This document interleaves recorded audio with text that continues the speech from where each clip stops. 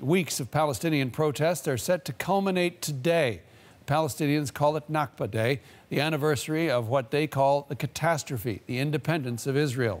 In the West Bank, demonstrators are clashing with Israeli troops, outraged by what they say was the massacre of 58 people by the Israeli military at the border yesterday. This is the scene there this morning. Protesters burning tires, Israeli troops firing tear gas towards demonstrators.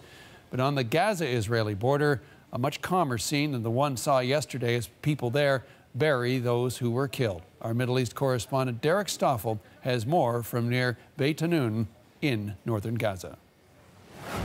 Dramatically different scene along the border separating Gaza from Israel. I'm at the border fence right behind me, and yesterday this was the scene of bloody violence as Palestinians approached the fence. The Israeli security forces in many cases responded with rifle fire, live ammunition, and as the day ended, at least 58 Palestinians were killed, 2,700 were injured. But today we've been hearing from grassroots Palestinian organizations who say this is a day for mourning, for funerals, and not for marches along the border here. So quiet here, certainly today. Very different scene, but much condemnation being directed toward the Israelis.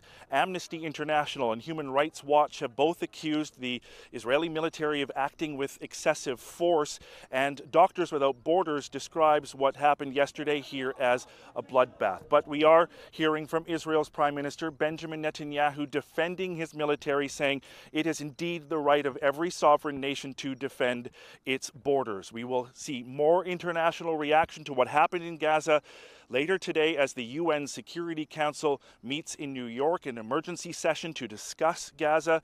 And there have been diplomatic protests as well, with Turkey and South Africa recalling their ambassadors to Israel.